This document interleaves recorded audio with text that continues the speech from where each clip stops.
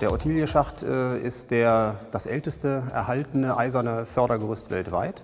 Das heißt, es gab ältere Vorbilder in England, aber die sind alle im Zuge des Strukturwandels der Bergbauindustrie dann einfach dem Abriss zum Opfer gefallen. Und der Ottilie-Schacht ist nach Kämpfen in den 80er Jahren, der sollte auch abgerissen werden durch die Preußag damals, ist der Ottilie-Schacht gerettet worden. Dass der Ottilie-Schacht heute noch erhalten geblieben ist, ist nicht zuletzt dem Oberharzer Geschichts- und Museumsverein zu verdanken und den Ehrenamtlichen, die hier aktiv waren, vor inzwischen ja über 25 Jahren, hat hier eine ehrenamtliche Arbeitsgruppe immer an Wochenenden dafür gesorgt, dass das Schachtgelände restauriert werden konnte, dass der Förderturm damals seinen ersten neuen Anstrich bekommen hat. Und auf die Weise ist der Abriss verhindert worden und der Ottilie-Schacht ist zu einer musealen Anlage geworden.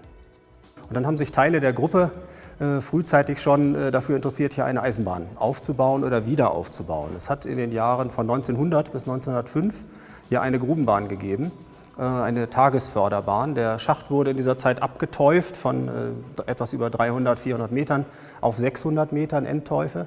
Und in dieser Zeit konnte die Förderung hier nicht laufen. Und um das Erz trotzdem in die Erzaufbereitung zu bekommen, hat man für 5 Jahre so eine elektrische Oberleitungsbahn vom Kaiser-Wilhelm-Schacht ungefähr 5 Kilometer hierher zum Ottilie-Schacht gebaut. Die Strecke war noch da, also die Trasse. Die Gleise waren selbstverständlich alle demontiert worden, auch die Fahrzeuge sind nicht mehr vorhanden gewesen. Aber eben die trassierte Bahnlinie und auch einige Fotografien und Karten und so weiter waren noch da. Und so entstand der Plan, hier die Tagesförderbahn zu rekonstruieren. Wir haben 2,2 Kilometer der Strecke rekonstruiert. Und hier auf dem Schachtgelände ist auch ein ganz ansehnliches Gleisnetz, also mehrere Weichen, Lokschuppen, eine Werkstatt, Umsetzgleise und so weiter. Und auf der Bahn fahren am Wochenende dann immer die Züge oder auf Anmeldung. Man kann also, wenn man eine Gruppe mitbringt, für einen mäßigen Preis auch mit einer Gruppe dann eine Sonderfahrt buchen, wo sich dann eine Führung hier im Gelände anschließt.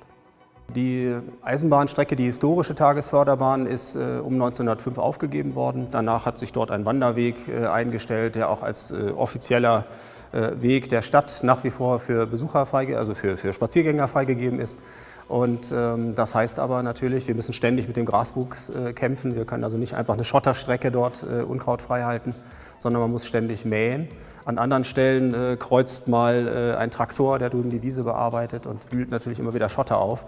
Und jetzt gerade in so regenreichen Zeiten wie diesen haben wir regelmäßig Schotter, der dann die Gleise zuschwemmt. Und das kann in so einem Sommer wie diesem dann dazu führen, dass man jedes Mal vorher 10 Minuten früher losfährt und dann muss man mal ein bisschen Schotter von den Gleisen runterkratzen, damit die Bahn dann herfahren kann.